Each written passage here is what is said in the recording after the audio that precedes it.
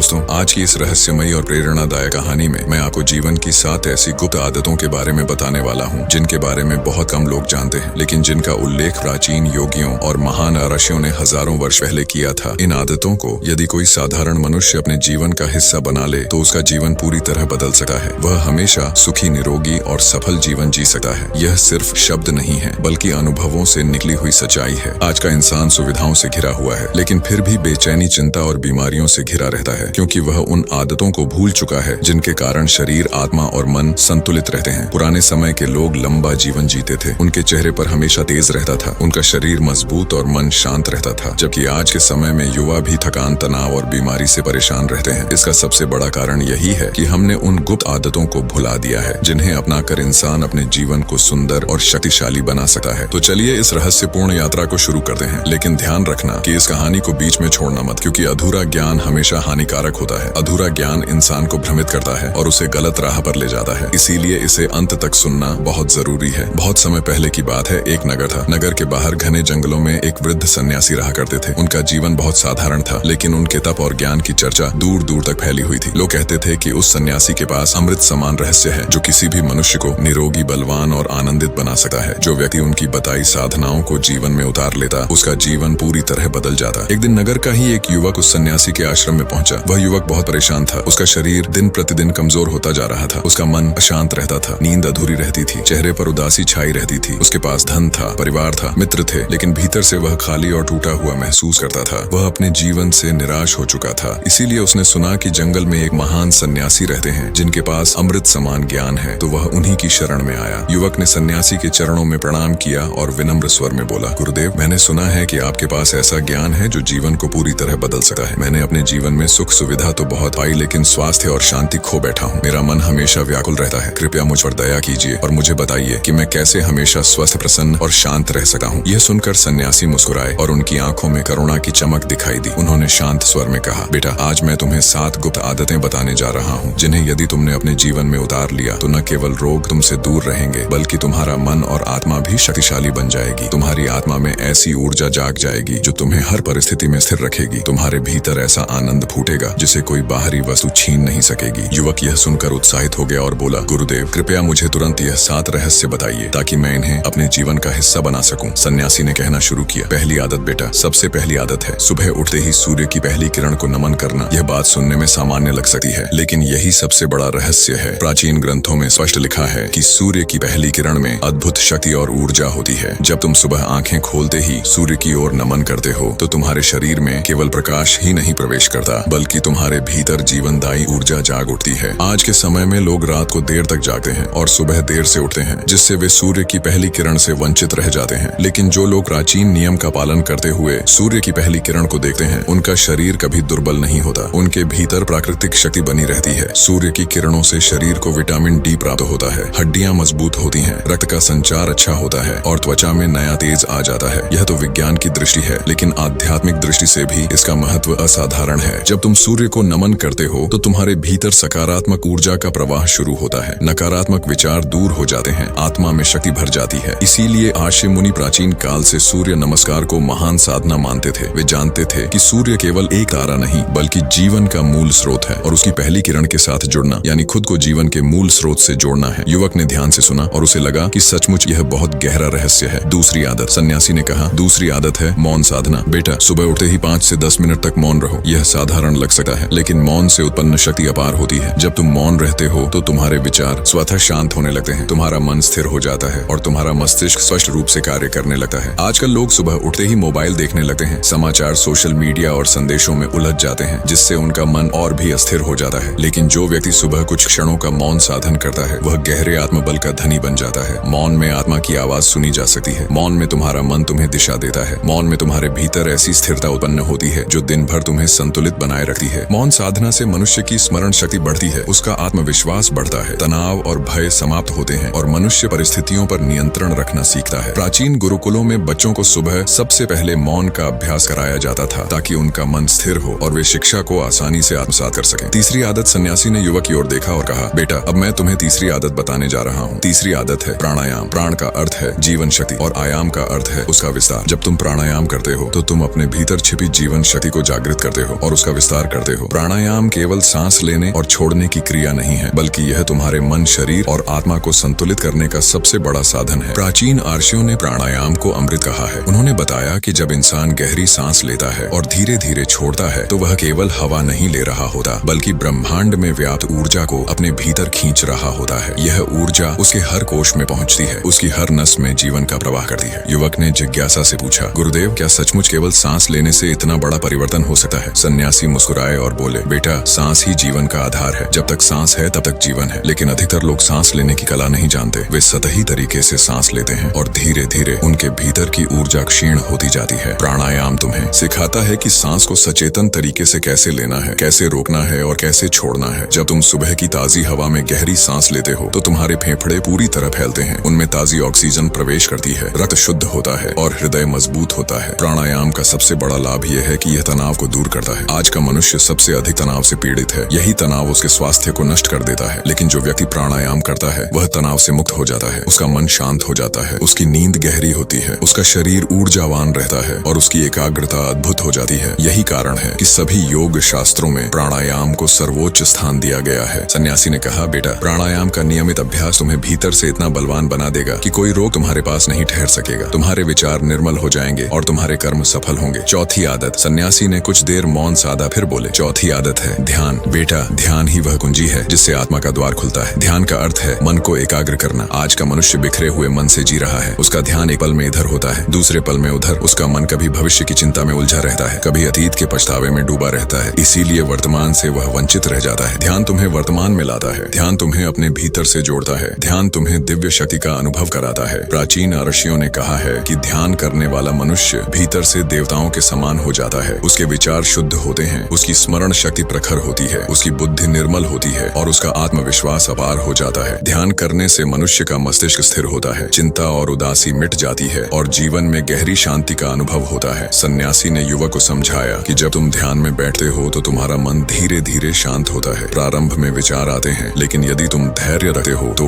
धीरे धीरे मन शून्य हो जाता है और उसी शून्य में तुम्हें आत्मा का अनुभव होता है। यही अनुभव तुम्हें दिव्य आनंद देता है। यही अनुभव तुम्हें जीवन की दिशा दिखाता है। युवक ध्यान पूर्वक सुन रहा था। उसे लगा जैसे उसके भीतर कुछ हलचल होने लगी हो, जैसे उसके मन की बेचैनी धीरे धीरे शांत हो रही हो। पांचवी आदत। सन्यासी ने कहा, अब मैं तुम्हें पांचवी आदत बताने जा रहा हूँ और यह है आभारी होना। बेटा, कृतज्ञता सबसे बड़ी शक्ति है। जब तुम सुबह उठते हो और सबसे पहले ईश्वर का धन्यवाद करते हो, अपने माता पिता का स्मरण करते हो और प्रकृति को प्रणाम करते हो तो तुम्हारे भीतर कृतज्ञता का भाव जागता है। कृतज्ञता का भाव नकारात्मकता को मिटा देता है। जब इंसान आभारी होता है तो उसके भीतर कोई शिकायत नहीं रहती। उसकी आत्मा आनंद से भर जाती है, उसका मन संतोष से भर जाता है और वही संतोष उसे शक्ति देता है। सन्यासी ने युवक से पूछा, बेटा, क्या तुमने कभी गौर किया है कि जिन लोगों के पास सब कुछ होता है वे भी दुखी रहते हैं, क्योंकि वे जो मिला है उसके लिए धन्यवाद नहीं देते। वे केवल उसी पर ध्यान देते हैं जो उनके पास नहीं है और इसी कारण वे हमेशा दुखी रहते हैं। लेकिन जो व्यक्ति छोटा सा भी आशीर्वाद पाकर ईश्वर को धन्यवाद देता है वह हर पल आनंदित रहता है। कृतज्ञता से हृदय हल्का हो जाता है, नकारात्मक विचार समाप्त हो जाते हैं और इंसान का मन निर्मल हो जाता है। यही कारण है कि प्राचीन ऋषि हर दिन की शुरुआत धन्यवाद से करते थे। वे जानते थे कि कृतज्ञता ही आनंद का सबसे बड़ा स्रोत है। छठी आदत। सन्यासी बोले, बेटा, छठी आदत है सेवा का संकल्प। हर सुबह जब तुम उठते हो तो सबसे पहले अपने मन में यह निश्चय करो कि आज मैं किसी न किसी की मदद अवश्य करूंगा। ये मदद छोटी भी हो सकती है और बड़ी भी, लेकिन यह संकल्प तुम्हें दिन भर प्रेरित करता रहेगा। सेवा केवल धन देने से नहीं होती। सेवा का अर्थ है किसी को मुस्कान देना, किसी भूखे को भोजन देना, किसी दुखी को सांत्वना देना, किसी अकेले को साथ देना, किसी निराश व्यक्ति को उत्साह देना। यह सब भी सेवा है। जब तुम सेवा करते हो तो तुम्हारे भीतर से तनाव और उदासी स्वतः दूर हो जाते हैं, क्योंकि तुम्हारा मन अपने ही दुख में डूबा नहीं रहता, वह किसी और को खुश करने में लग जाता है। सन्यासी ने कहा, बेटा, प्राचीन ऋषि कहा करते थे कि सेवा सबसे बड़ा धर्म है। सेवा करने वाला व्यक्ति कभी अकेला नहीं रहता। उसके चारों ओर करुणा का आशीर्वाद मंडराता रहता है। उसके कर्म उसे महान बनाते हैं, उसकी आत्मा निर्मल हो जाती है और उसका मन आनंद से भर जाता है। युवक ने पूछा, गुरुदेव, क्या सेवा से सचमुच रोग दूर हो सकते हैं? सन्यासी ने शांत स्वर में उत्तर दिया, बेटा, जब इंसान सेवा करता है तो उसका मन संतोष से भर जाता है और जब मन संतोष से भर जाता है तो तनाव मिट जाता है। जब तनाव मिटता है तो शरीर स्वस्थ होने लगता है। कई रोग केवल तनाव और चिंता के कारण ही जन्म लेते हैं। सेवा करने से वे रोग स्वयं ही समाप्त हो जाते हैं। यही कारण है कि जो लोग दूसरों की मदद करते हैं वे हमेशा प्रसन्न और ऊर्जावान दिखाई देते हैं। सन्यासी ने आगे कहा, बेटा, सेवा केवल बाहर के लिए नहीं है, सेवा अपने परिवार के लिए भी है। माता पिता के लिए आभार प्रकट करना, बच्चों को स्नेह देना, पत्नी पति या मित्र के दुख सुख में साथ देना, यह सब भी सेवा है। सेवा का संकल्प इंसान को महान बना देता है। 7वीं आदत। सन्यासी ने कुछ देर शांति धारण की और फिर बोले, अब मैं तुम्हें 7वीं और अंतिम आदत बताने जा रहा हूँ और यह है सात्विक आहार। बेटा, सुबह का पहला आहार हमेशा हल्का और शुद्ध होना चाहिए, क्योंकि जैसा आहार होगा वैसा ही विचार होगा। प्राचीन आयुर्वेद कहता है कि सुबह का भोजन बहुत महत्वपूर्ण होता है। यदि सुबह का भोजन सात्विक होगा तो दिन भर की ऊर्जा दोगुनी होगी, लेकिन यदि सुबह का भोजन तामसिक या भारी होगा तो दिन भर आलस्य और थकान बनी रहेगी। इसीलिए आर्षियों ने सुबह हल्का, शुद्ध और सात्विक भोजन करने का उपदेश दिया है। सन्यासी ने समझाया, बेटा, सुबह फल, ताजा दूध, अंकुरित अनाज या हल्के भोजन का सेवन करो। ये चीजें शरीर को तुरंत ऊर्जा देती हैं, पाचन को ठीक रखती हैं और मन को निर्मल बनाती हैं। लेकिन यदि सुबह उठते ही तुम चाय, कॉफी या मसालेदार भोजन करते हो तो यह धीरे धीरे शरीर को कमजोर कर देता है। सात्विक आहार का अर्थ केवल भोजन तक सीमित नहीं है। सात्विक आहार का अर्थ है अपने जीवन में पवित्रता को स्थान देना। सात्विक आहार से विचार भी सात्विक होते हैं और जब विचार सात्विक होते हैं तो कर्म भी सात्विक हो जाते हैं। यही कारण है कि महान योगी और साधक हमेशा सात्विक भोजन को महत्व देते थे। निष्कर्ष, इतना कहकर सन्यासी ने युवक की ओर देखा और बोले, बेटा, यह 7 आदतें यदि तुमने अपने जीवन में डाल ली तो तुम्हें कभी भी रोग और दुख परेशान नहीं करेंगे। तुम्हारा मन हमेशा शांत रहेगा, तुम्हारा शरीर हमेशा ऊर्जावान रहेगा और तुम्हारी आत्मा हमेशा आनंद से भरी रहेगी। युवक की आंखें भर आईं। उसने सन्यासी के चरणों में झुककर धन्यवाद किया और प्रण किया कि वह इन 7 आदतों को कभी नहीं छोड़ेगा। वह समझ गया था कि जीवन बदलने के लिए बड़े उपायों की आवश्यकता नहीं है, बल्कि छोटी छोटी आदतें ही जीवन को महान बना देती हैं। सन्यासी ने आशीर्वाद देते हुए कहा, बेटा, दवाइयों से केवल शरीर ठीक होता है, लेकिन आदतों से पूरा जीवन ठीक होता है। यदि तुमने इन 7 आदतों को सच में अपनाया तो तुम्हारा जीवन सुखी, निरोगी और सफल हो जाएगा और तुम्हारे भीतर ऐसी शक्ति जागेगी जिसे कोई दुख पराजित नहीं कर सकेगा। शिक्षा तो दोस्तों, इस कहानी से हमें यह शिक्षा मिलती है कि जीवन में बड़ी बड़ी दवाइयों या बाहरी उपायों की जगह यदि हम अपनी छोटी छोटी आदतों को सुधार लें तो हम हमेशा निरोगी रह सकते हैं, हमेशा प्रसन्न रह सकते हैं और हमेशा सफल जीवन जी सकते हैं। आज का इंसान यह सोचता है कि सुख केवल धन, दौलत, शोहरत और साधनों से मिलता है, लेकिन सच्चाई यह है कि सुख का असली स्रोत हमारे भीतर है और वह जागता है इन 7 आदतों से। यदि हम इन आदतों को जीवन का हिस्सा बना लें तो कोई भी परिस्थिति हमें कभी दुखी नहीं कर सकती। समापन, उम्मीद करता हूँ यह कहानी आपको प्रेरणादायक लगी होगी। आप इन आदतों को अपने जीवन में अवश्य अपनाइए और अनुभव कीजिए कि आपका जीवन किस तरह बदलता है। और यदि यह कहानी आपको अच्छी लगी तो इसे अपने प्रियजनों के साथ भी साझा कीजिए ताकि वे भी इन 7 आदतों को अपनाकर निरोगी और सुखी जीवन जी सकें। दोस्तों, यह कहानी हमें सिखाती है कि असली सफलता बाहरी चीजों में नहीं बल्कि हमारे अंदर की शांति और समझ में छुपी है। अगर आपको यह सीख दिल को छू गई हो तो इस वीडियो को लाइक जरूर कीजिएगा। और हाँ, आपके